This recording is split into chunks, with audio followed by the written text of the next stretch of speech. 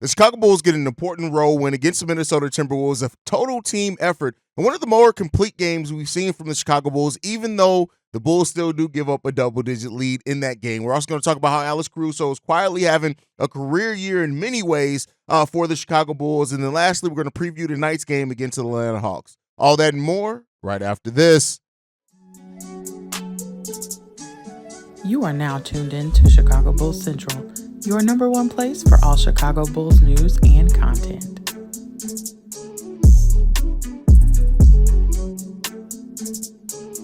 What's going on, Bulls fans? Welcome to another episode of Chicago Bulls Central, your number one spot for everything Chicago Bulls related. I'm the host, Haize, but more importantly, you guys can follow the channel at Bulls Central Pod on every social media platform we happen to be on. With that being said, let's go ahead and get into this content, man. So the Bulls got a win, as I'm sure everybody knows by now, against the Minnesota Timberwolves. This was an important game for the Chicago Bulls. The Atlanta Hawks were sitting right there on the Bulls, for that ninth seed. The Bulls now have a 1.5 game advantage over the Atlanta Hawks, with a game tonight against that same Hawks team to have the potential to push that lead to almost 3 games. But at that point, it would be 6 games remaining on the season. So this is an important game tonight for the Chicago Bulls, and it was important to set that stage up with a win like they got last night against the Minnesota Timberwolves. And this was a game in which the Bulls out-rebounded the Timberwolves throughout most of the game. They won the points off turnover battle, even though they had more turnovers than the Minnesota Timberwolves. And the Bulls just executed, man. Alex Caruso in that first half, very much so carrying the Chicago Bulls with his shooting. He ends up going 7 of 8 from three-point range in this game for 21 points, 5 rebounds, 5 assists, 5 steals from Alex Caruso in this game and how he performed. Nikola Vucevic as well with 19 points, 8 rebounds, 6 assists, 2 steals, even though there were some defensive moments from Vooch in this game where I don't think even the biggest Vooch supporter would have a hard time not calling Vooch. I would even go so far as to say, down the stretch of this game, Andre Drummond probably should have been in down that last stretch in the fourth quarter. Now, the Bulls ended up still winning. Vooch does make some important plays on that time as well, so it's not like he was a complete, zero out there. He did make some important plays for the Chicago Bulls, but it just goes back to like the up and down play of Nikola Vucevic sometimes, man. And again, it's not all on Vooch. A lot of it is the defensive effort, right? But some of that as well is just like the positions we put him in, the limitations of the team as a whole. But sometimes it just comes with it, man. It just comes with it when it comes down to it, man. I like Nikola Vucevic. You guys know I've been one of the more supportive people of him when it comes down to it. Throughout that, I was one of the people who, when everybody was saying trade, Vooch was like, Vooch just, things need to. But he came up with some big rebounds down the stretch for the Chicago Bulls, made some plays. But God, man, it was like a 2-minute stretch where I was just like, get Vooch up out of here, man. Vooch got to go. But he ended up coming around, still helping the team to the win, right? As everybody had their own place in it. Ayo Dosunmu had 13 points. He went 5 of 9 shooting from the field. He also chips in 6 assists, 3 rebounds, 2 steals. Kobe White in this game, back to shooting very, very well in this game, 60%, 6 from 10. Didn't look to take a whole hell of a lot of shots. He also chipped in 5 rebounds, 3 assists in this game, 17 points from Kobe White, his best shooting night in quite a while. Hopefully this is signs of Kobe getting back on track as well for the Chicago Bulls. And it was really Kobe White and DeMar DeRozan in the fourth quarter of this game. Kobe White scoring 8 points in the fourth quarter. DeMar DeRozan scoring 9 points, 9 of his overall 27 points. DeMar also gets 8 assists, 1 steal, 1 block, 2 rebounds in this game. So DeMar DeRozan, is playing pretty well in this game, especially like just putting the team on his shoulders time as he's done before. Him and Kobe really sharing those opportunities in the fourth quarter as well. And DeMar didn't shoot overly efficiently in the fourth quarter. It wasn't terrible. But Kobe White definitely stepped up big time for the Bulls in the fourth quarter as well, and we needed that. I talked about it, on yesterday's daily episode that we do need Kobe White back on track for the Bulls to really, if they hope to do anything in the play-in tournament. So, overall, this team as well, the defense that they played on Anthony Edwards was really important in this game, forcing him to 9 of 20 shooting night. So, not terribly inefficient, but definitely not the efficiency that we've seen from Anthony Edwards either. The Bulls made sure that he did not have an easy night out there at all. So, the Bulls did what they needed to defensively, especially that first half. Defense was excellent. I love the way that the Bulls played in that first half. Second half, they had their spots, right? The things, but the Minnesota Timberwolves are a team they're going to make adjustments. So, when you hold Anthony Edwards to 22 points, going 9 of 20 from the field. He did also have 10 rebounds, though. But, it comes down to it. I'm sorry, he had 11 rebounds. 11 rebounds, 5 assists Anthony Edwards had. But you forced him to have an inefficient night. I mean, he was the only player that scored 20 points in that game for the Minnesota Timberwolves. Mike Conley did score 19. Mike Conley still has a vet doing his thing. And Rudy Gobert had 19 points as well as 10 rebounds. So, the Bulls, they took care of the business the way that they needed to, man. They were able to shoot three-pointers, match wits with the Minnesota Timberwolves there. The Bulls went 17 of 29 for 58% from three-point range, whereas the Minnesota Timberwolves went 11 of 37 for 29%. The Bulls also shoot 52% overall from the field in this game. All important things from the Bulls, man. And now the Bulls' magic number to lock in a play-in spot is 1.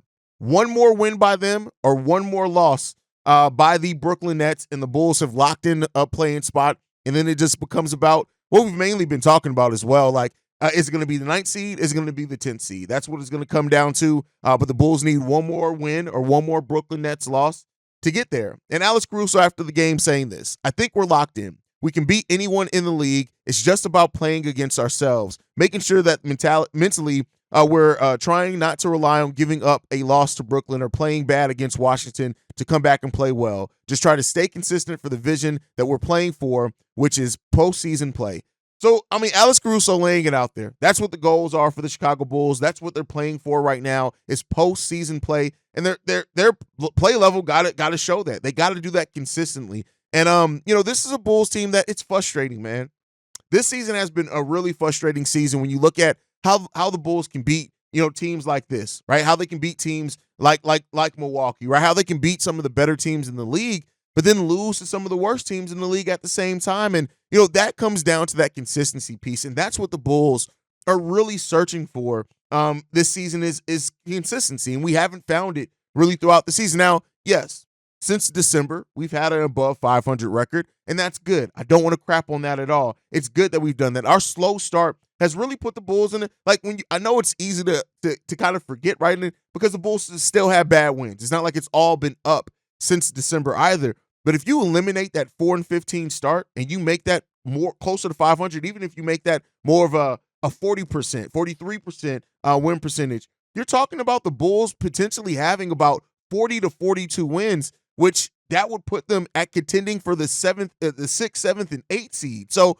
the Bulls had a very tough start to the season. They've had very tough stretches in the season of bad losing streaks against teams that maybe on paper they shouldn't have lost against. But the consistency is what the Bulls need to strive for. And if they can find that for the play-in as far as just a consistent level of effort, and I talk about that so much, it's about that deep. To me, this Bulls team needs to set the tone defensively first. They aren't doing that as consistently enough. If they ever start setting that tone defensively, being what we know that they can be, when they lock in that rebound the ball well and play well out in transition as a team, communicate, shoot the ball decently effectively, right? You don't have to have the 58% shooting from three-point night every single night, but just be more efficient in what you're doing, especially because you're not a volume three-point shooting team.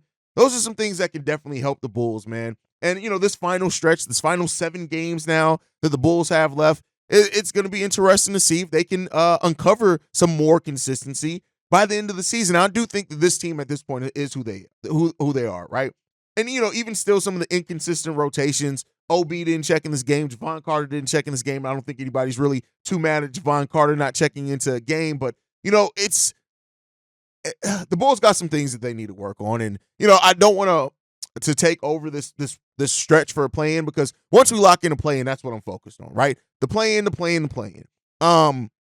But the offseason needs some work for this team. And if nothing else, even if you do, and I hope that they don't, I'm not saying that they would, knock on wood, even if this Bulls team does look to bet on continuity once again, it's how you go about, how do you support the players that have the continuity on your team? And I hope that they really make an effort to kind of bring in some of the things that this team has been missing for years, the same flaws, the same shortcomings, the same kind of thing. We need shooters. We need some rim protection. We can use an additional big. We need to start grooming a big that can possibly take over the starting role for Nikola Vucevic. These are things that are still needed regardless of how the Bulls season finishes. And I just hope that if with a strong finish, the front office doesn't rest on their laurels again. And that's where I don't want to see for this team. But we'll see. We'll see. And then we'll get into fearing about if that's not going to happen later. But right now, we're going to focus on the win and the positive. And like I said, one of the things that I do want to talk about today to move into the next topic is the season that Alex Caruso is having for the Chicago Bulls, man. When we say a career year, sometimes that can be overlooked. And I also think because Alex Caruso doesn't have the flashy numbers, right? Averaging 10 points per game, highest in his career, for one. Shooting the three ball at 40.8%, which is not the best of his career. He's had seasons of shooting at 48%, but he took 2 3-pointers. That was in 2018-19. He was only taking 2 3-pointers a game, shooting it at almost 50%. He was basically making a 3-pointer a game.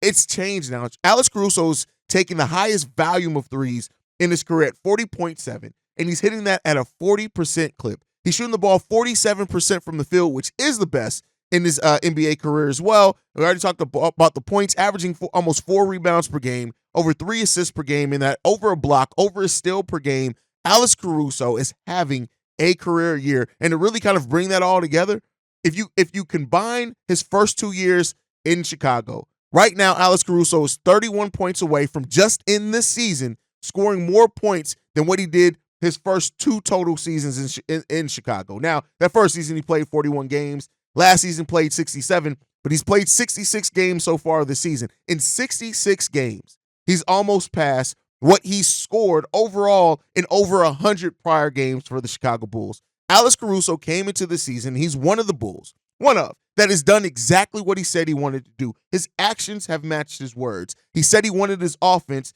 to be close to matching the defensive level that he brings to this team every single night, and he's not that far off. Alex Caruso is making a big impact for the Chicago Bulls team, man, and the way that he's increased his game. And I know with Kobe and Io and the growth that they've had, they definitely deserve to be the focus, and I've said it before, but Alex Caruso is also having a career year for the Chicago Bulls team. And you really got to start looking at things. And again, I don't want to give the front office any excuses. AK, if you're watching this, turn it off right now. But if you really look at this, right, we knew that this season coming in, the Bulls were hoping that the young players were going to make a step or a leap. We got that in Kobe White and Io DeSumo. And then you wanted to see some growth from continuity. We got that from Alex Caruso, right? He's grown because of his familiarity with this team, with knowing he's basically turned himself into a 3-point shooter because he knew that this team needed 3-point shooting. And, he's never been hesitant to take 3, but the volume he's taking it at now, playing a power forward position when we all know he's a guard, these are things that if this Bulls team would have been able to stay healthy this season, you got to ask yourself, how much of this, between the growth of Caruso, between Io DeSumo, between Kobe White, would have still happened? And if that would have happened with staying healthier, man, you really look at that season kind of differently, right? And, if the Bulls, whatever they finish, getting to 500 or not, that doesn't seem like it's going to be a strong possibility. But regardless of that, we got to appreciate the things that we did have this season that have really helped. It's helped the Bulls basically be right back to the record they had last year, but it could have been much worse. If we would have lost Zach LaVine after 20-something games last season, Patrick Williams would have sat down for most of the season. We wouldn't have had the 40 wins that we did last year. For the Bulls to be on pace to basically still get that number, yeah, there's something to be said with that, right? And like I said before, I don't want the front office to try to use this as a way, we're going to bring it all back because Kobe took a leap, and I don't want them to do that. But I do want to acknowledge that when you have players on your team that step up their role, step up their output, step up their game overall, those players deserve to be acknowledged and shouldn't be in fear of your front office using that to try to pull wool over your eyes. Alex Caruso's growth is legit. Io DeSumo's growth is legit. Kobe White's growth is legit. They still got things they need to work on. Kobe needs to become more consistent. I want to see Io DeSumo still work on that shot to just make sure that to get that set in there, right? But as a two-way player, Io DeSumo's been so good this season, man. Pick and roll defense, I think, is something he can work on as well. But pick and roll offense and defense. And then you got Alex Caruso who's stepped up a lot, man. And these are important players. And when you hear people say things like, Alex Caruso, we're wasting Alex Caruso, or things like that. I'm, for one, I'm glad he's doing it in the Chicago Bulls uniform, because in a season where it's been a struggle, as Bulls fans, it's been a struggle for what we've had to watch and endure from this team. I really appreciate those players and what they've brought to the Chicago Bulls team, because, listen, I'm a Bulls fan first. And I want to see better for this team, but I also want to acknowledge when people have grown and put in work for the city. And those three players have definitely done that. Javonte Green coming back to the city as well. We got some good stories, but listen, we need talent because we need to be consistent in wins as well. But talk about wins. We got a game against that team I mentioned earlier tonight in the Atlanta Hawks. Now, this could be a game that ends up being important for the playoff seeding. You're not going to lock in anything other than if the Bulls win tonight against the Hawks, they lock in their playing spot, either the 9th or 10th seed. But you want to continue creating space between this Atlanta Hawks team. And this is a Hawks team that, even without Trae Young, is still a formidable offensive team. Like, you cannot overlook them because Trae Young's down. Yeah, maybe you're not as worried as much about three-point shooting, but we still know that they still are a team that can fill it up from three-point line. The Hawks right now allow 120.5 points per game, which is the third worst as far as giving up per game in the NBA. They also allow the third highest field goal percentage, the third highest three-point percentage, and the sixth most assists per game. So what does that mean for the Bulls? You need to make sure that you are playing efficiently, taking the smart shots, but have ball movement as well. Move without the ball. The Bulls averaged 127 points per game against the Atlanta Hawks this year. We already have gone undefeated against them. And we are 16-3 on the season when we score 120 points in a game. So what does that mean? The Bulls need to lock in. So, it comes down to it, man, when the Bulls can do what needs to be done, man. And this is a team that, if you come in defensively, and like you did last night, you got to be locked in defensively against this Atlanta Hawks team because they do score 119 points per game. You cannot take this night off at all for this team. This is still a team, even without Trae Young, that they do get three-point shots up, still towards the top of the league in that. Of course, it's less when Trae Young's there, they're like in the top 5, but still, they still take a lot of threes, and we know that that's something that the Bulls are always susceptible to giving up. But this is a Atlanta Hawks team that is so bad defensively. They are just terrible defensively. Now, to their credit as well, they've gotten better defensively while Trae Young's been down. And I think that's kind of just they're not playing as small as certain positions. You got DeJounte Murray out there as well. So they're not as bad as what their career numbers have told, their season numbers will tell you, but they still have been bad. Been slightly better, but they still have been bad. And so this is something where you gotta lock in offensively and defensively. But defensive first. I want to see the Bulls set the tone defensively, much like we've seen from this team before. Rebound the ball well, move without the ball and move the ball around, find the hot hand, and then ride that until you get the dub, right? And you're playing at home. You owe the Chicago fan base something. It's always weird betting on the Bulls, at home because home hasn't necessarily meant that the Bulls are going to fare a whole hell of a lot better. They are better on at home than they are on the road, so you want to take advantage of that. But the Bulls, they just got to be in, man. 500 right now. We only have 2 home games left this season. 2. That's crazy when you think about it. So the Bulls have to be prepared, man. They got to in this game. If you're not, you are going to look like complete and utter shit out there if you're not prepared. The Bulls got to lock in. That's just is what it comes down to it, man. If the Bulls cannot defensively set the tone today against the Atlanta Hawks, it's going to be a long night because this is not a Hawks team that's going to go away, right? That's the thing also with this team. You know that the Bulls, they struggle against teams that just don't go away. And I said 2. We got 3 home games left. My bad on that. 3 home games left this season. But you got to lock in, man. You have to lock in. And hopefully the Bulls do that defensively because it's not getting any easier. Now, this is a light week of games. We play Monday, and then we're off till Friday when we face the New York Knicks, and then Sunday we have the Orlando Magic. So those are going to be all the games right now are important for the Bulls, right? And then we go into basically the last stretch of the season after that. After this week, we got 1 week left in the season, and that's between April 9th and 14th where we play 4 games in 5 days. So the Bulls end the season with a very, very tough stretch.